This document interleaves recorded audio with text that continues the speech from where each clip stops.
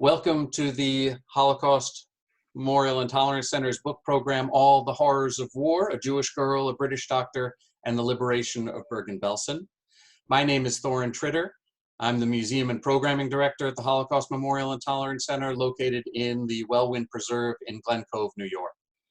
Our program today brings author Dr. Bernice Lerner to talk about her new book that weaves together the story of her mother's amazing survival during the Holocaust and a British military doctor whose lives come together at the liberation of Bergen-Belsen. We are honored not only to have Bernice Lerner with us today, but also her mother, who many of us know as Ruth Mermelstein, but who we learn in the book grew up with the name Rachel. Ruth, or as we now know her as Rachel, has worked with the Holocaust Memorial and Tolerance Center for many years, sharing her story as part of our Holocaust education programs, and we're delighted to see that story with a great deal of detail now in print. Before I turn the screen over to Bernice, let me add a few more words about her. In addition to being Ruth, or Rachel Mermelstein's daughter, she is an accomplished scholar, having earned a master's degree from the Jewish Theological Seminary and a doctorate from Boston University. She served as the director of Boston University's Center for the Advancement of Ethics and Character, now known as the Center for Character and Social Responsibility, and she worked for many years at Hebrew College, most recently as the Dean of Adult Education. She's written widely about the Holocaust, including an earlier book, The Triumph of Wounded Souls, that recounted the stories of 7 Holocaust survivors. Her most recent book, that she'll be talking about today, was published last month by Johns Hopkins University Press to rave reviews. Michael Berenbaum, one of the deans of the Holocaust education schools, described it as powerful and poignant, adding that the author, quote, never lets the reader forget the humanity of the victims or their liberators. One last comment before I pass the baton. Let me encourage all of you who are out there to pose any questions you have using the Q&A box on the screen. If you just scroll to the bottom of your screen or maybe to the top, you should be able to find the Q&A tab, and you can enter your questions there, and they could be either for Dr. Lerner or for her mother, and we will make sure to have time to answer the Q&As after Dr. Lerner's presentation. Okay, with that, let me pass it over to you, Bernice. Okay, thank you so much, Thorin, and it's a real honor and privilege to be speaking through the Holocaust Memorial and Tolerance Center, which has been like a second home for my mom, and we're very blessed to have my mom with us, so I'm really thrilled to be here with all of you today. So I will tell you a little bit about why I wrote this book, how I told the story, and a bit about what happened 75 years ago today. So why I wrote this book. I wrote a dual biography. I wrote the story of my mother, and I wrote the story of Brigadier Dr Hughes, who liberated Bergen-Belsen. And I'll show you a picture of the cover now of the book. Actually, there's 2 editions, one in the United States and one in the UK. Let's see. How does it work? Doesn't come up. Oh, I think Thorin, is he there? Okay, he would have to enable my screen sharing. So I will just talk until he's back and he can enable it. But I wrote the book. Why did I write the book? I wrote it as a way into an important history to show the story of lives of individuals, because I think that we're all wired to hear stories about people, and it gives us access, so we're not talking just about statistics. You should be able to share your screen. Okay.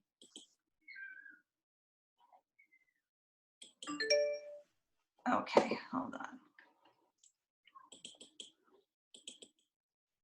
Let's see if this works.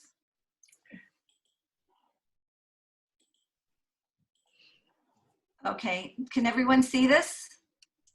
Yes. Okay, so I said before that there are 2 editions. The UK one is on the right. They called it To Meet in Hell. Bergen-Belsen, the British officer who liberated it, and the Jewish girl he saved. And on the left-hand side, you see the Johns Hopkins edition from the US, All the Horrors of War. And I'm showing this because it's kind of interesting to see that the publishers in the two countries were each given the same images. They have the same images of my mother, Rachel Mermelstein, and of Glenn Hughes, but they did different things with that and they called it by different titles. But basically it's the same book, and it's the lives of these two people. So why I wrote this book? Well, you see Glenn Hughes on the bottom of one cover and the top of the other. There he is in his caravan in Bergen-Belsen. And when I tried to look into precisely how my mother survived the Holocaust, because while she had told me stories throughout my life, there was a part where she fell unconscious and she really could not recall precisely how she was saved, how she got from this dung-infested hut to this makeshift hospital room. And as I researched and looked into the liberation, I discovered the man who spearheaded efforts, and he was a really compelling character. And I did a lot of research to determine whether he was biography worthy. I went to London, I met with his family, I met with his friends who still knew him, and anybody who knew him, or any survivors who knew him who could tell me about him. And he turned out to be this character who I would say is a little bit like Oskar Schindler, if you're familiar with him, in that he had great empathy for the Jewish inmates and then survivors, and he remained connected with them for the rest of his life. He saw his role in the narrative of the Jewish people as being his supreme achievement, although he had many other great accomplishments in his life. So I wanted to lift this little known hero into bold relief. So that was one of the reasons. So I wrote the book because I believed in the history and telling individual stories. I wanted to lift this hero into bold relief, let the world know about him. And I also wanted to rescue family members that I never knew, who died, who my mother was my only portal to, who would they were going to sink into the oblivion of history. Nobody would know about them. There was not a trace of them in this world, no record of them having existed. And through my mother, I learned about my grandparents, her brother, her 3 younger sisters, her grandmother, her aunts and uncles and cousins, and they all perished. And I wanted to give them a little bit of, lift them from whatever she could tell me about them into our consciousness. So give them at least this, lift some of the 6 million, make us aware of that these real lives, these real people existed. Finally, I wrote the book because I was really curious, and I think all authors should be driven by this because you don't get tired of it if you're really curious. It's like detective work. I really was curious about Glenn Hughes. Who was this man? What was his character like? What did he bring with him? What dispositions did he bring with him to this extreme that he suddenly found himself responsible for relieving and rescue efforts at this hell? And what kinds of decisions did he have to make? And how did it affect him for the rest of his life? And did it influence his professional choices, personal choices after the war? So I was really curious about Glenn Hughes. The other person I was really curious about was my mother, because you see her in this picture in these images, and here she is. She's 16 years old. She is orphaned. She is really sick.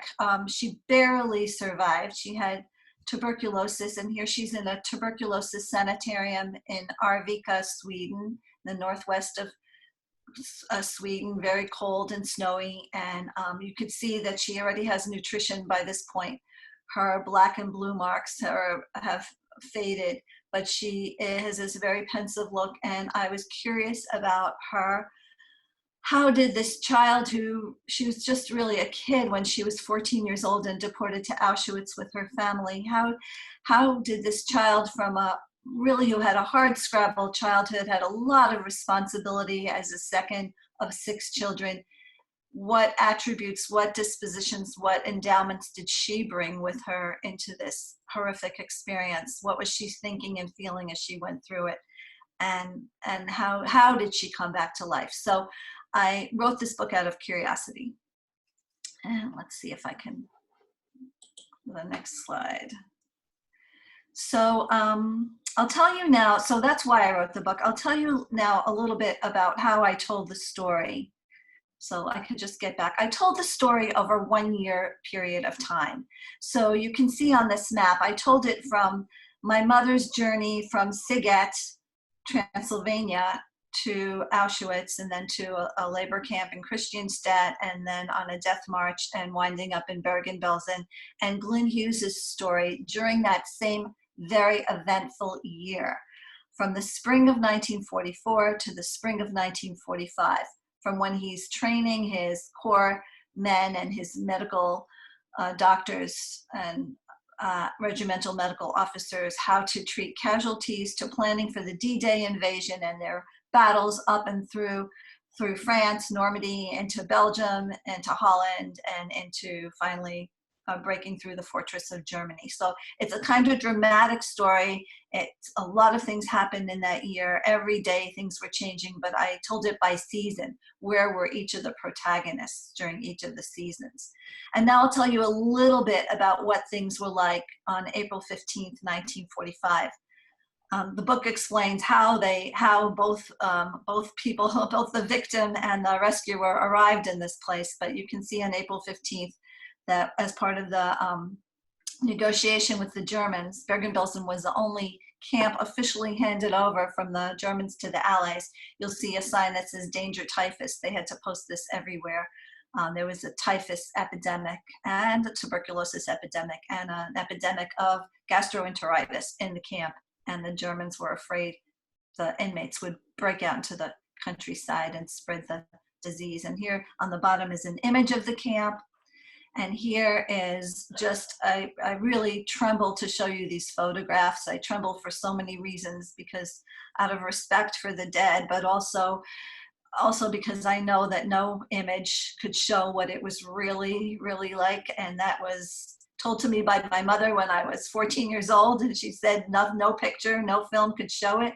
And it was echoed by everything I read on the part of any liberator or survivor who tried to explain it. There were just no words. But here you see the SS being forced to load the dead onto wagons and take them to a mass grave. And at the bottom left, Rabbi Leslie Harding, who was the British military chaplain who came in right away with the British Second Army, is saying a prayer. He's so disturbed about how people are being buried. And you could see on the upper right-hand corner, there's a woman or a girl, and you can see that there is a square cut out of the back of her coat, which was often what was done to prevent the inmates from being really very identifiable if they tried to escape. And on the bottom, which was practically impossible, and on the bottom is, you'll see that 3 days after the liberation, they set up tents to alleviate some of the overcrowding in the huts. And if you could just, this is another image of the tents and the huts, and it's really significant in the book. I'll just tell you that. If you just sort of look at the distance, there's a story about Rachel, and it really connects to this moment in time when she went back and forth from the tents to the huts. And how did the rescue effort unfold? Well, it was really something, because there were 61,000 people, 25,000 of whom needed immediate hospitalization.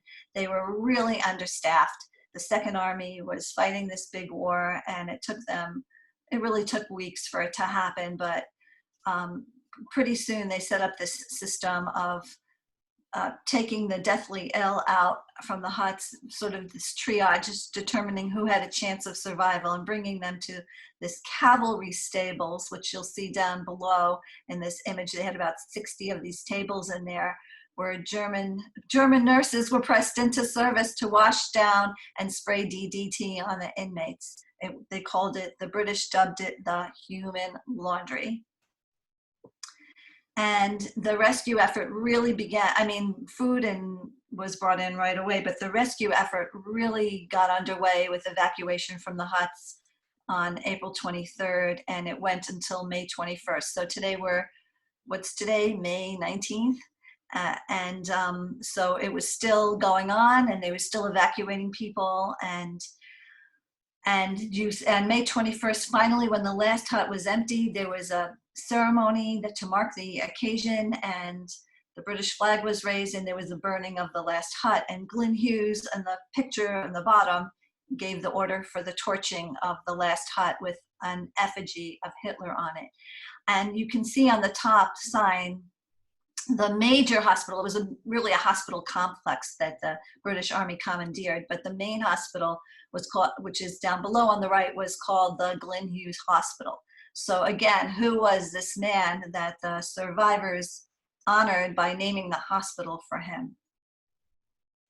And here are some parallels that I think you can never, this isn't really about equating in any way, but they're completely different evils and assaults. But what happened in terms of the medical rescue at Bergen-Belsen in this concentrated place reminds me a lot of what's going on now with the COVID-19 pandemic, just things that are human. Like, we might criticize and things might not happen quickly enough, but all rescue efforts take time. And both what's happening today and what happened then, it was total shock and unpreparedness and scrambling for resources. I mean, there in Bergen-Belsen, a month later, they didn't even have a thermometer. And here we're also scrambling for ventilators and protective equipment for the medical personnel.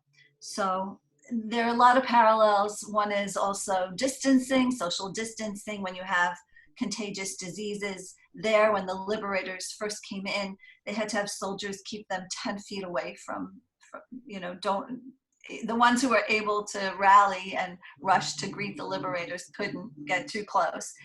And with crises situations, there's always a need to make sense of them in terms of numbers. So every day in the newspaper now, we're seeing constant measurement and data on how many people have been tested to have the virus, how many deaths, how many cases. And the same thing was going on in Bergen-Belsen. And just like they were really unable to get accurate numbers, really, you'll see if you ever visit Bergen-Belsen that they have these signs up in front of these mass graves that say 5,000 people buried in this grave. Well, that's an imprecise number. It was guesswork. And just like today, we are guessing a lot because we don't know how many people are walking around asymptomatic in different situations, but it's just trigger reminders for me. And we read in the newspaper today of the recruiting untrained personnel, including not yet quite graduated medical school students. And that happened in Bergen-Belsen. The medical students, in fact, were the ones who turned things around. 97 medical school students came from medical schools, from about 10 medical schools in London, and they really helped because they could get really hands-on and go into the huts and try to set up these mini hospitals. And just like today, they would do whatever was asked of them. Today, some of these residents are scrubbing down rooms in between COVID patients, and they were doing those sorts of things too at that place in time. And of course, this decision to triage, we see that happening in places in the world, and I've read about things happening here where I live in Massachusetts, where doctors have written long letters and published in the Boston Globe newspaper about the need for triage, that it may come to that where they have to decide who to give a ventilator to and by what criteria.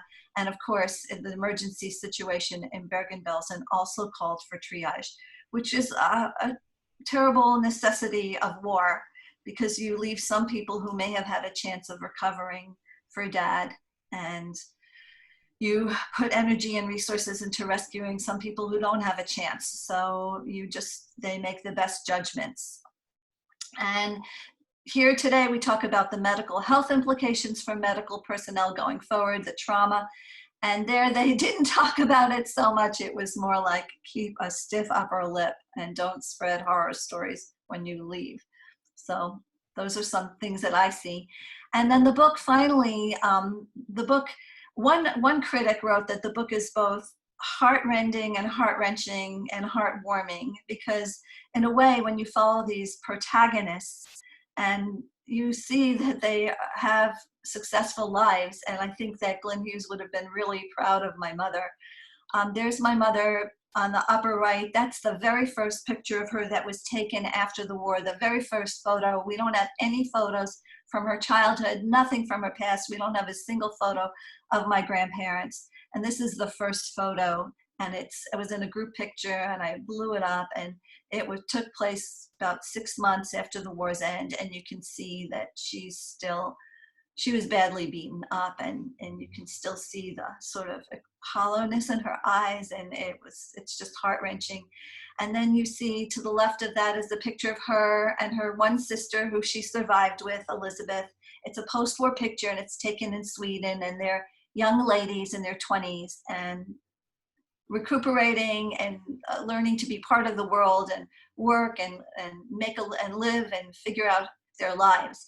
And in the bottom right, you see my mom today, and I'm really proud of her because she's spoken to more than 250 school groups by my calculations, and she's just wonderful and lovely, and thank God in good health. So we're very blessed to have her with us.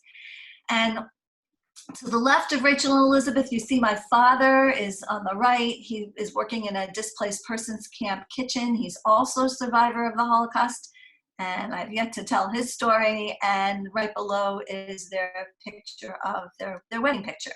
And to the left, upper right, is Glenn Hughes, also taken at the time of the liberation. And you can look in his eyes and you can see the sorrow and the seriousness. And below that, you see him, it looks like he's playing at his St. Andrews Golf Club. He was a sportsman, and he had a lot of things that he was involved in his life.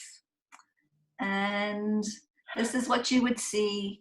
Now, I don't know if you wouldn't see this today, but this was a sign that was immediately posted at the time of the liberation, which was, by the way, the most photographed and filmed liberation in the history of the war. I write in my book about the challenges the photographers and filmmakers faced, but we do have a record, and it's been used in the war crimes trials. And there's my website, which has a lot more pictures on it and more of the story. So it's bernicelerner.com. And yeah, so whoops.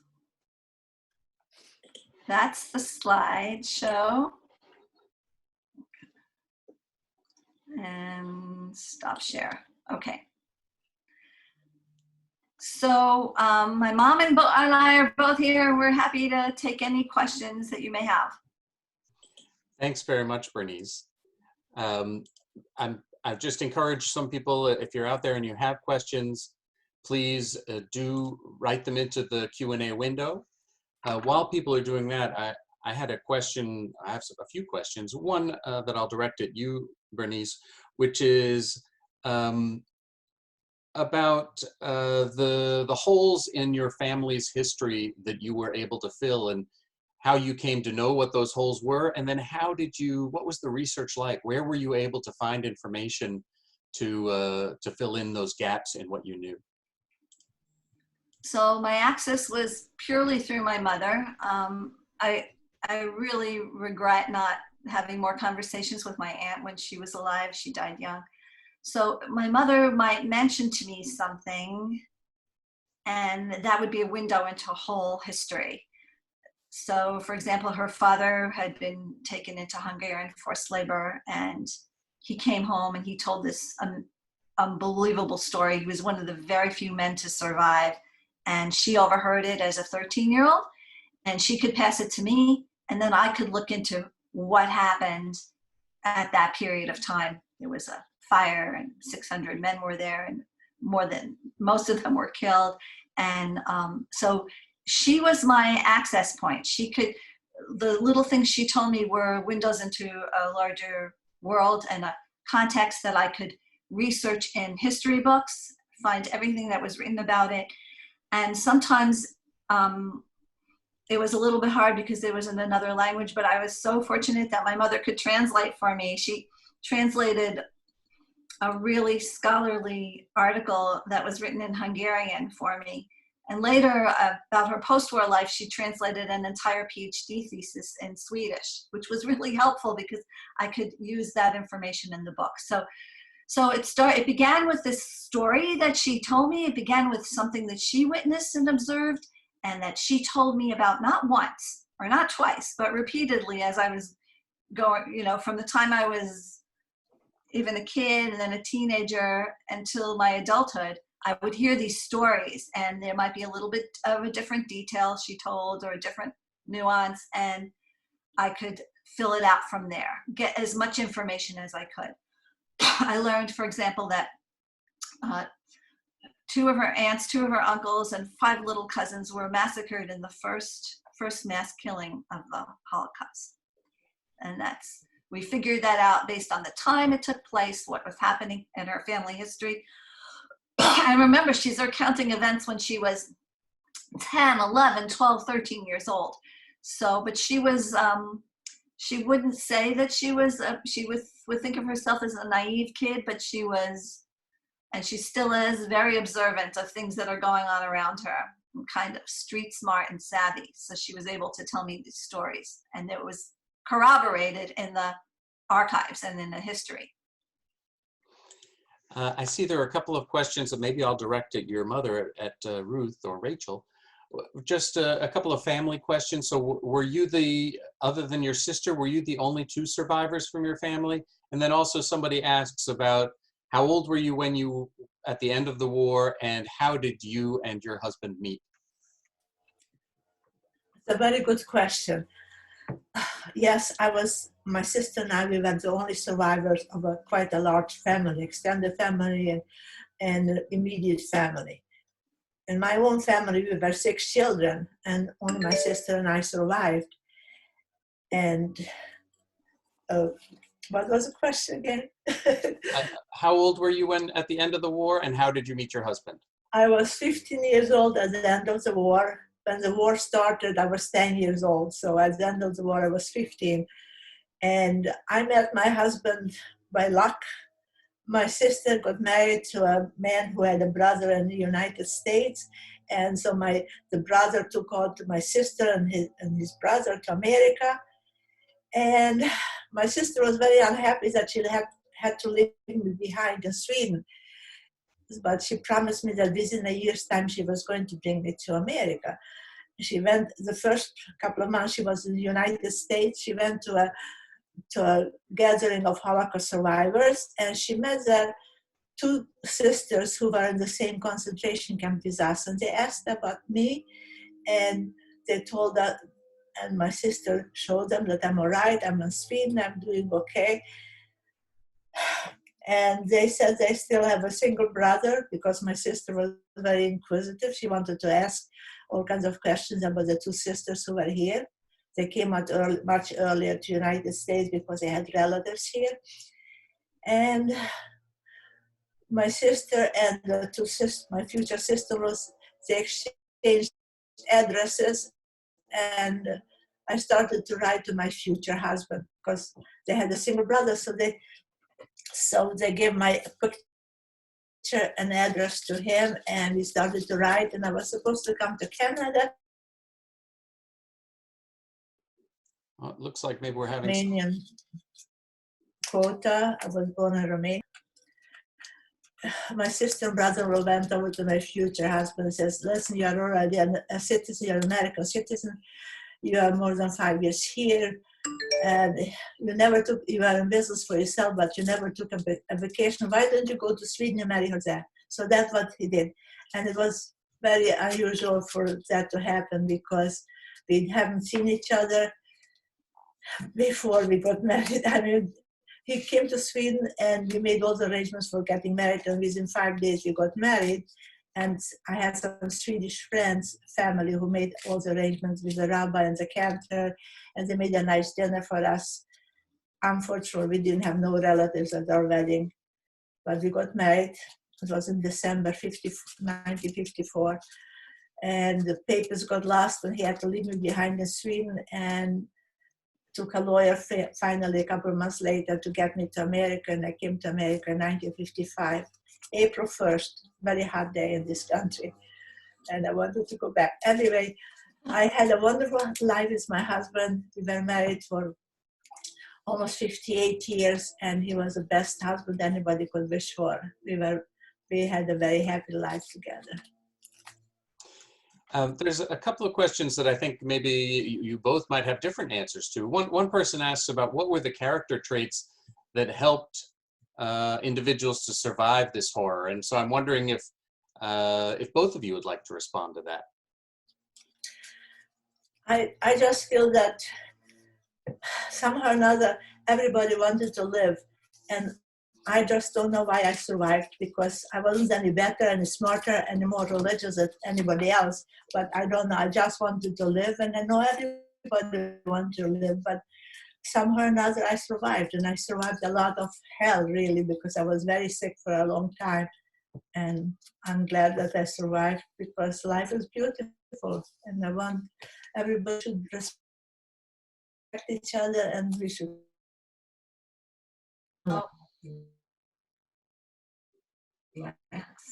Survivors who were there can tell you best what characters, because like she said, it was a matter of luck, because you could have been a person who was as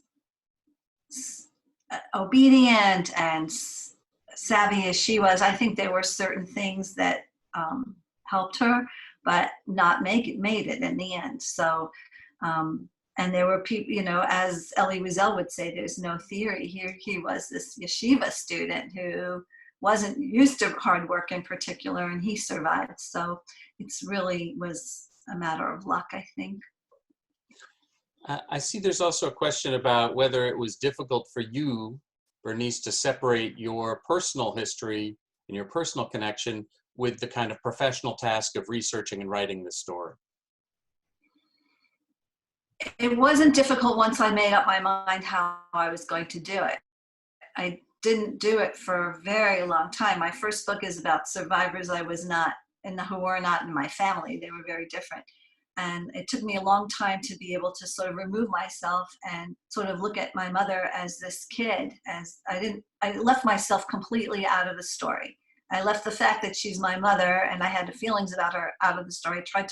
I tried as much as I could to look at objectively who was this child who was a little bit younger than Anne Frank and from a completely different background. And I thought she was a really compelling character because she came from a poor family, struggling, really kind of resourceful, and and had this kind of intelligence and moral vision. So she was interesting, and I just sort of kind of divorced myself from her in order to write about her.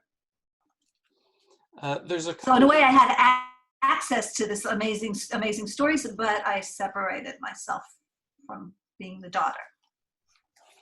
There's a couple of questions about the English story here. And so one person asks about, she says, my grandfather was also at the liberation and I'm beginning a personal historical exploration on his experience.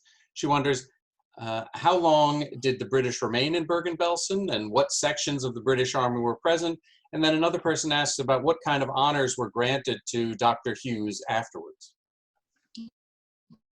Okay.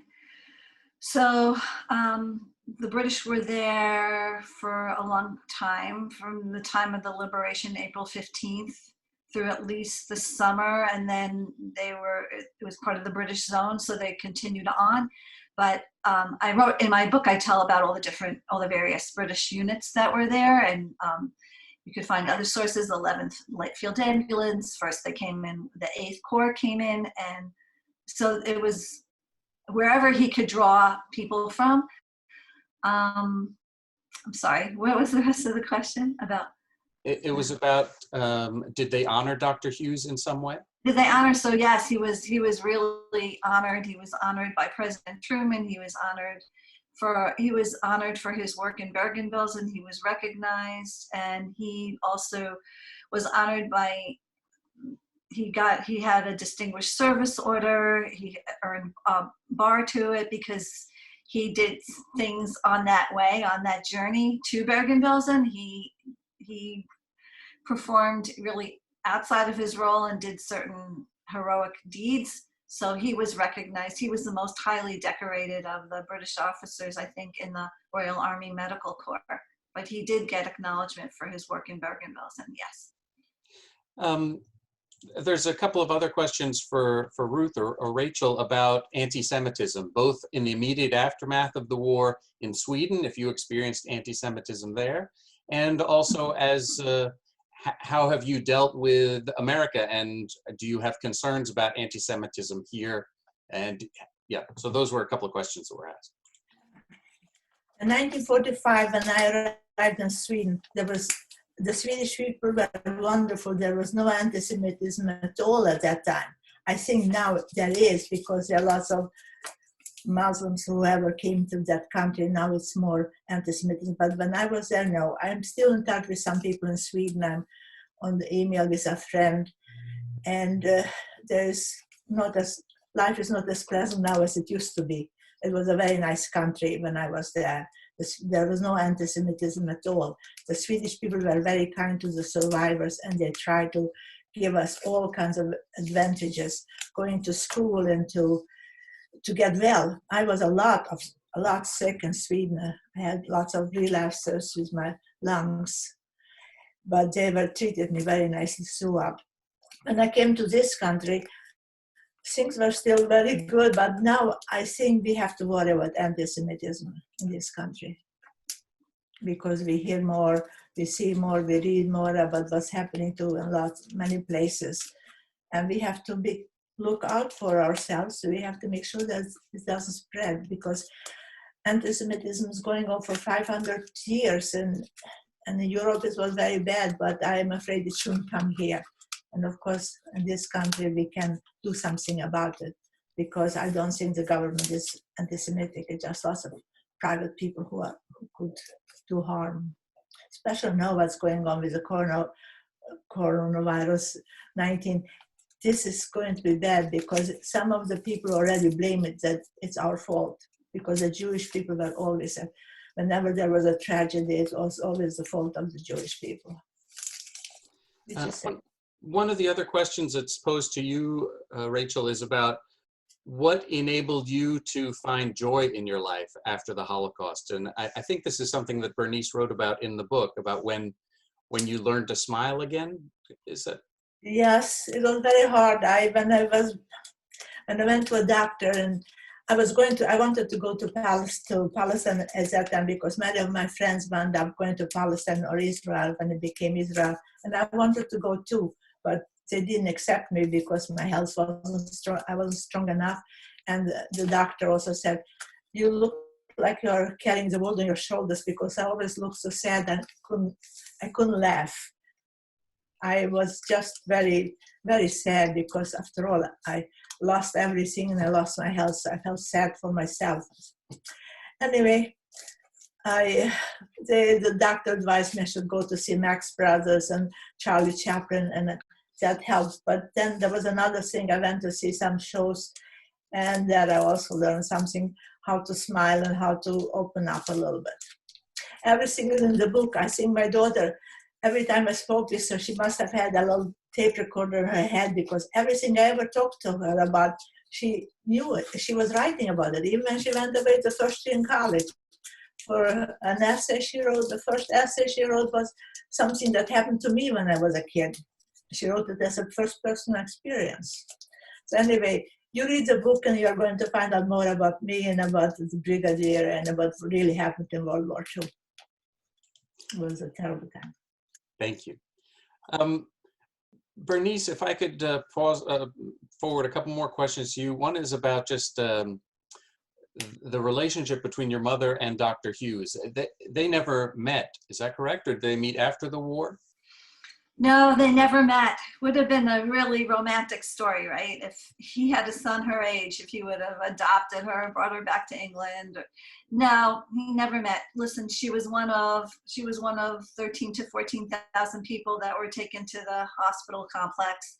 And he personally could only attend to very few patients, and the people he got to know and befriend and remain in touch with for the rest of his life were the strong young survivors who emerged as leaders immediately after the liberation. And because he had to work with them directly, and he marveled at them, and he marveled at how those who were saved were slowly coming back to life. And so those were the ones who, and by extension, other survivors, and by extension, he felt he was visiting Israel many times in his life, and he always got a big reception when he came there. And he came to the United States. He came to a Passover Seder in New York by survivors.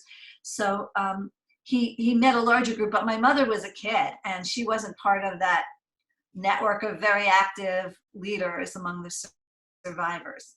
So they never met, and yeah, and Glenn Hughes's children never really met any of the survivors either. Did you ever meet Dr. Hughes's family? So when I first was doing my exploration about him, I tracked down, it was kind of hard because how would I looked at his obituaries and in Who's Who. I wrote to every organization he was ever involved with, and there were tons of them. And just by chance, his daughter and son-in-law were bringing his Founders Day books to his college or his school where he went for his entire adolescence. And that's how I got connected to his daughter. And I went to London and I met her and her husband, and I spoke on the phone with his son and exchanged letters with him. And that was all very good. I bet that was when I began my research 15 years ago. And it's a good thing I did, because they died shortly after, and I had the information from them, a lot of information from them about his home life. And I also traveled to London at one point and met whoever still knew him, his friends who were young at the time that he was like a senior person in their organization. But when I interviewed them, they were in their 80s. And so I tried, and there were some survivors who I spoke with who had personal encounters with him. I see, and I think this is a not uncommon question, a question for you, Rachel, about your faith, and whether your faith in God was shaken at all during the Holocaust, or was it what kept you going, and if you continue to have faith in God today. I never lost faith in God. I always believed in God. As a matter of fact, while I was in Auschwitz, I always said my morning prayer and evening prayer, what my mother taught me. And throughout my life, I always believed in God. When I was in Auschwitz, I used to sit, when I was sitting in the dust and looking up at the sky and seeing, where is God? That he looks down and can see what's happening to his chosen people. But I just thought maybe he's looking away and he's not seeing it because it would hurt him to see what's going on.